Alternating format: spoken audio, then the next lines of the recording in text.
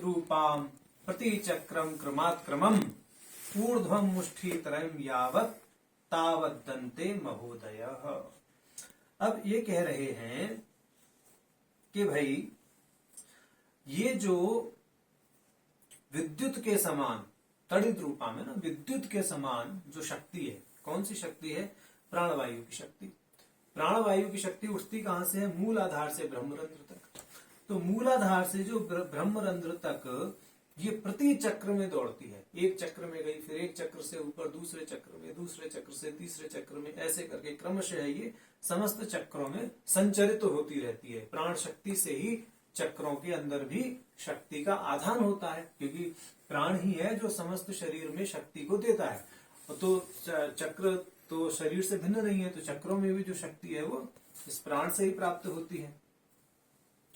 अब ये कहते हैं कि हर एक चक्र में यह शक्ति विद्युत के समान दौड़ रही है, यानी बिल्कुल मूलाधार से ब्रह्मरंध्र तक समस्त चक्रों को इसी तरह से उस तड़ित रूपा यानी विद्युत के समान जो हमारी ये शक्ति है, प्राण शक्ति है, उससे उत्प्रोत देखना। इससे भी क्या होता है? भैरव रूपता की प्राप्ति होती है। कहने का मतलब ये है कि षट चक्रों का जो है भेदन किससे? कृणाभ तड़ित रूपा प्राण शक्ति से। ये कहने का तात्पर्य है और अभ्यास का विषय है। फिर हम बार बार बोलते हैं एक ही बात को, तो पिष्ट पेशेंट सा लगने लगता है कि ये ग्रंथ जो है प्रायोगिक है, सैद्धांतिक नहीं है। इसमें प्रयोग की महत्ता है। और दूसरा, इसमें एक विशेष चीज है, कुछ यहां पर शब्दावली विचित्र है। जैसे हमने कहा कि अपान के लिए जीव शब्द का प्रयोग हुआ है, नहीं? अब यहां पर आप देखेंगे कि प्राणायाम का क्रम कुछ विचित्र लिचित्र, जैसे दूसरे उसमें धारणा में बताया था शिवोपाध्याय जी ने 8 प्रकार के प्राणायाम, उनका क्रम कुछ अलग है, प्राणायाम अपानायाम का। तीसरी चीज, अभी यहां पर जो हमारे चक्र है, शरीरस्थ चक्र है, उन शरीरस्थ चक्रों के नामों में कुछ भिन्नता आपको दिखाई देगी। तो जो सामान्य रूप से लोग योग का अभ्यास करते हैं, जो पातंजल योग का अभ्यास करने वाले लोग हैं या वेदांत आदि पढ़ने वाले लोग हैं, वेदांत हालांकि ये भी अद्वैत शास्त्र ही है, विज्ञान भैरव भी अद्वैत शिवाद्वैतवाद का पोषक है, शक्ति के अद्वैतवाद का पोषक है, शाक्तद्वैतवाद शैवद्वैतवाद का। परंतु जो वेदांत दर्शन है, ब्रह्मसूत्र पर आधारित जो वेदांत दर्शन है या उपनिषदों पर आधारित जो वेदांत दर्शन है और जो योग दर्शन है, वैदिक योग दर्शन, उससे थोड़ी सी इसकी शब्दावली भिन्न है और प्रयोग भी भिन्न है। तो जो लोग योग दर्शन को ध्यान में रख करके प्राणायाम और चक्रों की बातें सुन रहे होंगे इस वीडियो के माध्यम से, तो उनको सावधान कर रहे हैं कि भाई यहाँ पर योग दर्शन वाला प्राणायाम और योग दर्शन वाले जो षट चक्र हैं, संभवतः जो लोग योग दर्शन ढंग से जानते हैं या पढ़ा है तो उन्हें ये भी पता है कि षट चक्रों की बात तो योग दर्शन में पतंजलि ने इतनी कोई गहराई से कही नहीं है, लेकिन ठीक है, लोगों ने अब उसको उसमें जोड़ दिया, अलग बात है।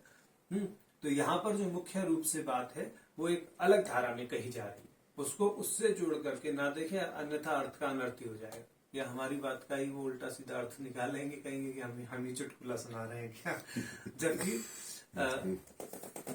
अच्छा यही है कि जो विज्ञान भैरव की दोनों टीकाएं हैं, आनंद भट्ट जी की विज्ञान कौमुदी और शिवोपाध्याय जी की जो है विवृति, विज्ञान भैरव विवृति, इन दोनों टीकाओं को सामने रख करके ही यदि इस चीज का अध्ययन करेंगे तो ज्यादा अच्छा है, ठीक है।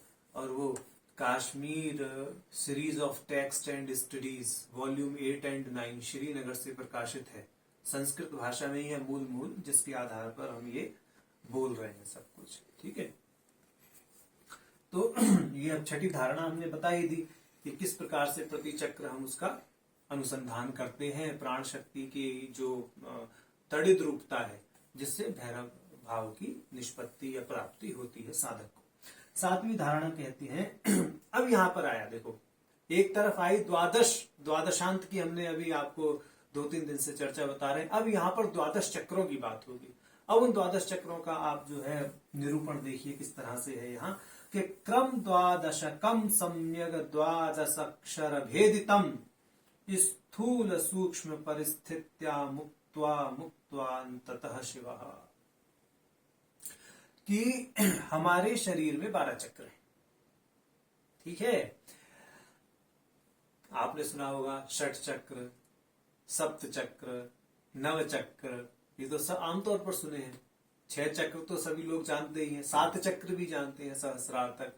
9 चक्र की बात है तो जो शाक्त साधक है, मुख्यतः जो त्रिपुरा सुंदरी के साधक हैं, जो श्रीविद्या के साधक हैं, वो 9 चक्रों के विषय में अच्छी तरह भली भांति जानते हैं। उनके प्रतिदिन का अंतर्याग उन्हीं 9 चक्रों पर आधारित होता है। अब यहाँ पर 12 चक्रों की बात की है और उन 12 चक्रों का क्रम कुछ क्या है ये समझिए। सबसे पहले अकुल चक्र, जिसको जन्माग्र कहते हैं, ठीक, सबसे नीचे है ये। जन्माग्र के ऊपर मूल, मूल के ऊपर कंद, कंद के ऊपर नाभि, नाभि के ऊपर हृदय, हृदय के ऊपर कंठ, कंठ के ऊपर तालु, तालु के ऊपर भूमध्य, फिर ललाट, फिर ब्रह्मरंध्र, और ब्रह्मरंध्र के ऊपर शक्ति और उसके ऊपर व्यापनी। तो कुल मिलाकर के ये हमारे 12 चक्र होते। अब इस कारिका में ये कहा कि भाई इन 12 चक्रों में हमने क्या करना है, 12 स्वरों की भावना करनी है। यानी जन्माग्र में आकार से लेकर के और व्यापनी तक, विसर्ग तक, ठीक। क्रम क्या होगा, जन्माग्र में आकार की भावना, मूल चक्र जो है उसमें आकार की भावना, जो कंद चक्र है उसमें इकार की भावना, जो नाभि चक्र है उसमें ईकार यानी तुरीय स्वर की भावना, हृदय में उकार की भावना, कंठ में ऊकार की भावना, तालु में एकार की भावना, भ्रू मध्य में ऐकार की भावना, ललाट में ओकार की भावना, ब्रह्मरंध्र में औकार की भावना, शक्ति में अनुस्वार की भावना और व्यापनी में विसर्ग की भावना। तो ये 12 प्रकार के जो हमारे चक्र हैं, उन 12 प्रकार के चक्र में 12 स्वरों की भावना की जाती है। अब यहाँ ध्यातव्य है कि भाई अगर हम संस्कृत वर्णमाला को देखें जो पाणिनीय शिक्षा आदि में, वहां पर तो 16 स्वरों की बात है। 16 स्वर, 16 स्वरों में अब देखिए ध्यातव्य है कि 4 स्वर ऐसे हैं जिनको शंठ स्वर कहा जाता है, नपुंसक स्वर कहा जाता है, री री री री। तो ये जो हमारे 4 स्वर हैं, ये 4 स्वर शंठ स्वर कहलाते हैं, यानी नपुंसक स्वर हैं, ठीक है, क्लीवस स्वर हैं। तो इन 4 स्वरों की भावना चक्रों में नहीं की जाती, ठीक है। वस्तुतः इनसे कुछ नई शक्ति उत्पन्न नहीं हो सकती, इसलिए इनको हम शंठ स्वर या नपुंसक स्वर कहते हैं। परंतु एक विशेष चीज है, जो तंत्र को गूढ़ गहराई से जानते हैं, उसका अभ्यास करते हैं, जैसा हमने आपको पहले भी बताया था न्यास के विषय में, जब मालिनी मात्रिका का न्यास करते हैं तो ये जो शंठ स्वर है इनका शरीर में न्यास तो किया जाता है, परंतु चक्रों में इनकी भावना नहीं की जाती। ये अभ्यास की बात है, ठीक है, प्रयोग की बात है, जो हम प्रयोग करते हैं। तो श्री विद्या में भी देखे तो मालिनी आदि का जो न्यास है, अब हर एक संप्रदाय में नहीं करते मालिनी का न्यास। वैसे तो श्री विद्या के न्यासों का तो कोई पार ही नहीं पाया है, कितने न्यास हैं। तो उनमें भी शंठ स्वरों का न्यास तो हो जाता है, परंतु चक्रों में भावना शंठ स्वर की वहां भी नहीं की जाती है, ठीक है। तो ये रहा। इसके अतिरिक्त में इसमें जो स्थूल सूक्ष्म और परिस्थित्या मुक्त्वा मुक्त्वान्ततः शिवा, ये जो बात कही है स्थूल सूक्ष्म और पर, ये 3 प्रकार के उपाय बताए गए हैं ध्यान के। यानी जो भावना की जाएगी 3 प्रकार के से की जाएगी। तो स्थूल उपाय में तो याग होम जप आदि ये सब चीजें हैं। सूक्ष्म उपाय में षट चक्र षोडश आधार, इनमें भावना करनी होती है। और पर उपाय में मुख्यतः जो अष्टांग योग के अंतर्गत जितने भी अभ्यास हैं उनसे जो प्राप्त होती, यानी अष्टांग योग के अभ्यास से जो प्राप्त होने वाली सर्वात्म भाव स्थिति है उसकी बात की जाती है। तो ये जो 3 उपाय है स्थूल सूक्ष्म पर, जैसी जैसे साधक की योग्यता होती है वैसे उपाय को वो आसानी से ग्रहण कर लेता है। अब जिस प्रकार की साधक की योग्यता है उस प्रकार के उसके अनुसार ही भाई उसको भावना करवाओ, कहने का अर्थ ये है। तो एक ही धारणा अलग अलग साधकों में अलग अलग प्रकार से चरितार्थ हो सकती है। ये निर्भर करता है कि साधक की योग्यता क्या है, ठीक। अगली धारणा का सार संक्षेप बताते हैं। अगली धारणा है तया पूर्यासु मूर्धान्तम भंक्त्या भ्रूक्षेप सेतुना निर्विकल्पम मनः कृत्वा सर्वोर्ध्वे सर्वगोदकम। बहुत सुंदर, बहुत ही सुंदर ये जो है क्या है, धारणा है। प्रकारांतर से खेचरी मुद्रा की बात इसमें कही गई है। खेचरी मुद्रा एक बार हमने लगभग 5-6 महीने पहले बताई थी। किसको बताई थी कि कैसे लगाते हैं, क्या है क्या नहीं। खे का मतलब ख का अर्थ है आकाश, ठीक है। तो खेचर यानी आकाश में उड़ना है। खेचर पक्षियों को कहते नहीं, खेचर। तो खेचरी आकाश में उड़ने वाली ऐसी मुद्रा। एक अर्थ तो ऐसा निकल के आता है, परंतु नहीं, ऐसा नहीं है। अर्थ है खेचरी का अर्थ यहाँ पर खेचरी का अर्थ है आकाशवत स्वयं को जान लेना। यानी जैसी आकाश की व्यापकता है वैसे ही स्वात्म भाव से अपनी व्यापकता का क्या कर लेना, अनुभव कर लेना। वह खेचरी मुद्रा कहलाती है। हम कभी भी इस चीज का समर्थन नहीं करते। जो लोग जीव काट काट करके अलग अलग तरह से करते हैं वह भी ठीक है। वह खेचरी मुद्रा जो है लगाने में सहायक है। बस खेचरी मुद्रा लगाने की विधि है, परंतु खेचरी मुद्रा वह नहीं है। खेचरी मुद्रा तो उससे प्राप्त होने वाली स्थिति, ठीक है। लोग कहते हैं कि वो जीव काट के उसको ऊपर तक लगा लेते ना, यहाँ जो तो वहां तक लगा लेते हैं, तो कहते हैं कि हमारी खेचरी मुद्रा लग गई। नहीं, खेचरी मुद्रा नहीं, वह खेचरी मुद्रा की विधि है। आप विधि को ही मुद्रा मान लेते हैं। मुद्रा तो एक अलग चीज है। जब हम अपने स्वरूप को, अपने वास्तविक स्वरूप को पहचान जाए। हमारा वास्तविक स्वरूप क्या, आकाशवत है ना। वो स्थिति जिस समय आपको अनुभव हो रहा है कि मैं आकाश के समान व्यापक हूं, वो खेचरी मुद्रा है। ये काट कूट के लगाना खेचरी मुद्रा नहीं, मात्र विधि है। तो विधि को मुद्रा नहीं कह सकते। यानी आप मार्ग को लक्ष्य नहीं कह सकते। मार्ग आपको लक्ष्य तक ले जाएगा, लक्ष्य तो लक्ष्य ही रहेगा। मार्ग कभी लक्ष्य नहीं हो सकता, लक्ष्य तक पहुंचने में सहायक हो सकता है। तो इसी प्रकार वो है। तो यहाँ कुछ अलग तरह से खेचरी मुद्रा की बात कहते हैं। कैसे है, तो यहाँ एक शब्द प्रयोग हुआ है भंक्त्या। तो भंक्त्या मतलब कोई युक्ति है। तो युक्ति क्या है, युक्ति यहाँ पर कहा गुरु उपदेश को। गुरु उपदेश करेंगे यानी यह मुद्रा गोपनीय है। विशेष रूप से यहाँ पर भंक्त्या शब्द का प्रयोग करना ही यह बता रहा है कि यहाँ पर भगवान भैरव कुछ गोपनीय बात बता रहे हैं। यानी गुरुमुख होकर के ही इस विधि को जानना चाहिए। यानी यह धारणा सर्वसाधारण के लिए पूरी तरह खोली हुई नहीं है। हालांकि टीकाकारों ने इसका भाष्य अच्छी तरह किया है, जितना संभव हो किया है, परंतु उन्होंने भी वहां पर जो है भंक्त्वा शब्द के आग से पहले गुरु उपदेश बिल्कुल स्पष्टतः वहां पर उन्होंने लिख दिया कि ये गुरु उपदेश से प्राप्त हो। अच्छा, अब कैसे है उसकी विधि जो इन्होंने साधारण तरीके से बताने का प्रयास किया है कि सर्व साधारण के लिए जो इन्होंने बताया है वो ये बताया है कि प्राण शक्ति के द्वारा और भ्रू भेदन के सेतु से। भ्रू भेदन कैसे होगा, ये भ्रू भेदन ही गुरु उपदेश से होगा। तो वहां उन्होंने उसको अलग से जो है निर्देशित कर दिया, इंकित कर दिया भाष्यकारों ने कि जो भ्रू भेदन है ये भ्रू भेदन गुरु उपदेश से संभव है। ठीक, तो गुरु उपदेश रूपी युक्ति से। ठीक, तो प्राण शक्ति द्वारा गुरु उपदेश रूपी युक्ति जिससे भ्रू भेदन हो, ऐसा करके द्वादशांत को तोड़कर, ध्यान दीजिए द्वादशांत से ऊपर अपना स्वरूप है। द्वादशांत तक तो अपना शरीर ही शरीर है, द्वादशांत के ऊपर ही तो खेचरी मुद्रा होगी ना। तो अभी वो बात बोल रहे हैं। तो द्वादशांत को तोड़कर मन को विकल्प रहित करके, मन का विकल्प क्या है, जितने भी विचार उठ रहे हैं ऐसा कि मतलब अपने शरीर से ऊपर उठ जाना, मन का निर्विकल्प करना या मन को विकल्प रहित करने का अर्थ क्या है, अपने स्थूल शरीर और सूक्ष्म शरीर दोनों से ऊपर उठ जाना। देखिए मन क्या है, सूक्ष्म शरीर का भाग है या नहीं है, है नहीं, स्थूल शरीर का तो भाग नहीं है। स्थूल शरीर से तो ऊपर आप उठ गए जब द्वादशांत से उठ गए। अब उसके बाद में अब सूक्ष्म शरीर से भी ऊपर उठना है, तो इसका अर्थ है कि मन से भी ऊपर उठना है।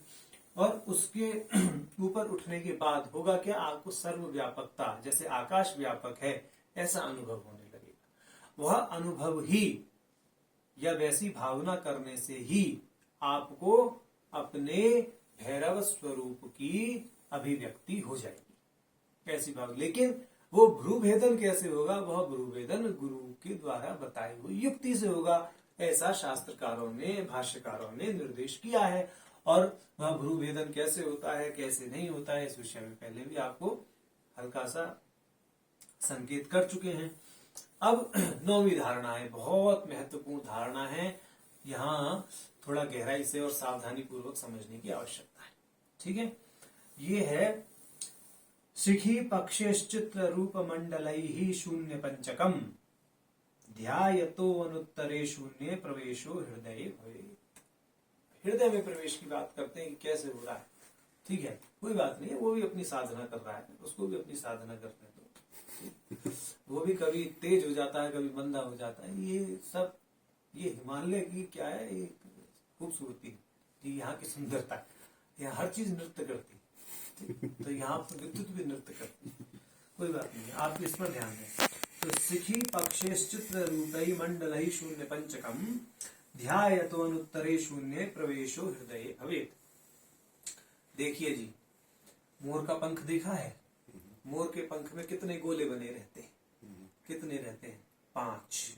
ठीक, अब ये कह रहे हैं कि वो जो 5 गोले हैं, उन 5 गोलों के समान, गोले मतलब शून्य, वो जो 5 शून्य हैं, उन 5 शून्य को आप इंद्रियों के जो विषय हैं, ठीक है, यानी जो इंद्रिय पंचक है, उसका क्या मान लीजिए, प्रतिनिधित्व करने वाला मान लीजिए उनको। ठीक है, और इसी प्रकार अब आप अपने हृदय में ध्यान करें, यानी जो आपकी 5 इंद्रियां हैं, उन 5 इंद्रियों के जो विषय हैं, उन विषयों को शून्य करते हुए आप हृदय में प्रवेश कर जाएं, 6 शून्य में पहुंच जाएं। 6 शून्य की भावना योगिनी हृदय में बहुत अच्छी तरीके से बताई गई है। ठीक, और जो अमृतानंद जी हैं, उन्होंने इन 6 शून्यों की स्थिति क्या क्या बताई है, अब सुनिए आप, बड़ी गहराई की बात है। जैसे प्रणव की 12 कलाएं होती हैं, ऐसे ही माया प्रणव की 12 कलाएं होती हैं। पहले तो समझिए प्रणव कितने प्रकार के, बहुत प्रकार के प्रणव होते हैं। ठीक, ये विषय थोड़ा हटके चल रहा है, ये ध्यान रखिएगा, धारणा से थोड़ा हटके, क्योंकि प्रसंग ऐसा आ गया है कि 4 प्रकार के प्रणव हैं, वैदिक प्रणव, शैव प्रणव, शाक्त प्रणव, प्रासादक प्रणव। ठीक, स्वरूप क्या है? वैदिक प्रणव का स्वरूप है ओम। ठीक, शैव प्रणव का स्वरूप है ओम, शाक्त प्रणव का स्वरूप है ह्रीं, और प्रासादक प्रणव का स्वरूप है सौः। ये चतुर्विध प्रणव हैं। इन चतुर्विध प्रणवों के अंदर आप 6 शून्य कहां देखेंगे, तो हर एक प्रणव में 12-12 कलाएं। वैदिक प्रणव की भी 12 कलाएं हैं, शैवक प्रणव की भी 12 कलाएं हैं, आपके जो शाक्तक प्रणव है उसकी भी 12 कलाएं हैं, प्रासादक प्रणव की भी 12 कलाएं। ठीक, अब उनमें 12 कलाओं में कैसे, अब हम आपको माया प्रणव, यानी जो माया बीज है, जिसको रील लेखा या रीन भी बोलते हैं, लोग रीन भी बोलते हैं, प्रकारांतर से अलग अलग उच्चारण भी हैं। तो इसमें क्या है, हकार, रकार, तुरीय, स्वर, ठीक, 3 तो मुख्य ये है वर्ण। उसके बाद में बिंदु, नाद, अर्धचंद्र, निरोधनी, नादांत, शक्ति, व्यापनी, समना, उन्मना, ये इसके जो है क्या है, 9 आगे की और कलाएं हैं। इनको पिंड मंत्र बोलते हैं, पिंड मंत्र। ठीक है, बीज मंत्रों का दूसरा नाम पिंड मंत्र भी है, क्योंकि इनमें बहुत सारी कलाएं एक साथ पिंडित रहती हैं, इसलिए इनको पिंड मंत्र बोलते हैं। वो सब आगे खुलेगा, आगे बहुत सारी चीजें हैं इसके विषय में, ये रहस्य वाली बातें हैं, इन्हीं को रहस्य कहा जाता है तंत्र में। ठीक है, अब इनकी भावना कहाँ कहाँ कैसे कैसे करनी है, शरीर में भी इन पूरे के पूरे 12, अब जैसे बोला 12 चक्र हैं, ठीक, और ओम की भी 12 कलाएं हैं, ह्रीम की भी 12 कलाएं हैं, ठीक है, हुम की भी 12 कलाएं हैं, सवहू की भी 12 कलाएं हैं। इन 12 कलाओं को 12 चक्रों के साथ में जोड़ करके भी अब बहुत गहरी गहरी और ऊंची ऊंची बातें इन्होंने तंत्र शास्त्रियों ने अपने अपने भाष्यों में की है। तो जो बात चल रही थी वो ये है कि जो प्रथम शून्य है, अब फिर वही उन्हीं षट शून्य पर आ जाए। वो जो मोर के पंख में हमारे 5 शून्य हैं और एक छठा हमारा अनुत्तर शून्य है जिस तक हमें पहुंचना है। वहां देखिए, जो हमारा परम शून्य स्वभाव है वो वास्तव में अभावात्मक नहीं है। उस परम स्वभाव को, यानी जो हमारा परम स्वरूप है, उसको शून्य इसलिए कहा गया क्योंकि वहां पर जागतिक वस्तुओं का अभाव है। जागतिक यानी लौकिक प्रपंच का अभाव होने के कारण उसको शून्य कहा जाता है, परंतु वह अभावात्मक नहीं है, वह पूर्ण भावात्मक है। ठीक, क्योंकि उससे ही तो प्रत्येक वस्तु भाव प्राप्त कर रही है, परंतु वहां प्रपंच का भाव न होने के कारण उसको शून्य कहा जाता है, अपने परम स्वरूप को, जिसको अनुत्तर शून्य भी कहते हैं। ठीक है, परम तत्व भी कहते हैं। तो क्रमशः कैसे पहुंचते हैं? पहले जो हमारे ये पिंड मंत्र हैं, जैसे पिंड बीज आदि है, इनके अंतर्गत जैसे रीम में ही बता रहे हैं, तो एक एक छोड़ के, ठीक है, अल्टरनेट एक एक छोड़ करके शून्य की भावना है। जैसे हकार और हकार रकार इकार है, तो हकार और इकार के बीच में प्रथम शून्य है। ऐसे ही इकार और नाद के बीच में बिंदु नामक शून्य है। ऐसे ही नाद और निरोधनी के बीच में अर्धचंद्र नामक शून्य है। निरोधनी और शक्ति के बीच में नादांत नामक शून्य है। शक्ति और समना के बीच में व्यापनी नामक शून्य है। तो ये 5 शून्य हो गए। ठीक, इन 5 शून्यों की भावना करते करते समना से ऊपर जो ऊपर उन्मना है, उन्मना कला, यहाँ कला की बात कर रहे हैं, जब शरीर में जाएंगे तो स्थिति की बात करेंगे। तो यहाँ जो इस रीम में जो उन्मना कला है, वह उन्मना कला षट शून्य यानी छठा शून्य है, और वह छठा शून्य ही वस्तुतः ध्येय है। ठीक है, तो ये सारी की सारी, इसको अनुत्तर शून्य भी कहे कि मतलब अंततः इस अभ्यास से मनुष्य क्या करता है, जीव क्या करता है, या प्राणी क्या करता है, अपने परम स्वरूप अनुत्तर स्वरूप यानी अनुत्तर शून्य में प्रवेश कर जाता है। अच्छा, दूसरी चीज है, यहां पर एक वैदिक प्रक्रिया भी है जो इसके समतुल्य है। वो क्या है? सविशेषता से निर्विशेषता की भावना करना। ठीक, जैसे हमारी 5 इंद्रियां हैं, 5 इंद्रियों के 5 विषय हैं। ठीक है, और ये 5 इंद्रियां पंच तत्वों से और इनके विषय पंच तत्वों से संबंधित भी हैं। जैसे पृथ्वी के अंदर 5 गुण हैं, उनमें से यदि आप गंध का कर्षण कर लें तो क्या होगा भाई? गंध नामक गुण नहीं रहेगा तो पृथ्वी नहीं रहेगी, जल स्वरूप हो जाएगी। ऐसे जल में से रस का कर्षण कर लें तो जल नहीं रहेगा, अग्नि स्वरूप ही हो जाएगा। अग्नि में से तेज का कर्षण कर लें तो अग्नि नहीं रहेगी, वायु स्वरूप हो जाएगी। वायु में से स्पर्श का कर्षण कर लें तो स्पर्श नहीं रहेगा, आकाश स्वरूप हो जाएगा। आकाश में से शब्द का कर्षण नहीं कर लें तो आकाश स्वरूप नहीं रहेगा। तो वही अनुत्तर शून्य में अंतत्वगत्वा जाकर के विलीन हो जाएगा। तो इस प्रकार से षट शून्य की भावना इस दृष्टि से भी की जा सकती है। तो ये अभ्यास का और प्रयोग का विषय है। ठीक, अब 10वीं भावना या 10वीं धारणा है, ईदृशेन क्रमेण यत्र कुत्रापि चिंतना शून्य कुंडये पर पात्रे स्वयं लीना वरप्रदा। ठीक, अब ये कह रहे हैं कि जिस प्रकार की भावना हमने अपने शरीर के अंदर इंद्रिय पंचक के अंदर की, और जो योगिनी हृदय आदि में जो ह्रीम के अंदर 5 और 6 शून्यों की बात अभी हमने बताई, थोड़ा हट करके बताई थी, जो है मयूर के पंख वाले उदाहरण से। तो मयूर का पंख वाला उदाहरण तो अपने ही शरीर के अंदर 5 इंद्रियों को लेकर घटा। अब ये कहते हैं कि जैसे अपने शरीर के अंदर आपने भावना की, इसी क्रम में कोई आपका सत शिष्य है ना, कोई सच शिष्य है, तो उस शिष्य के शरीर के अंदर भी आप भावना कर सकते हैं। सिर्फ अपने शरीर के अंदर नहीं, किसी अन्य शरीर के अंदर भी आप इस प्रकार की भावना कर सकते हैं। दूसरे आप किसी स्थान में भी वह भावना कर सकते हैं। अब मान लीजिए ग्लास है, इस ग्लास के अंदर भी आप ये भावना कर सकते हैं।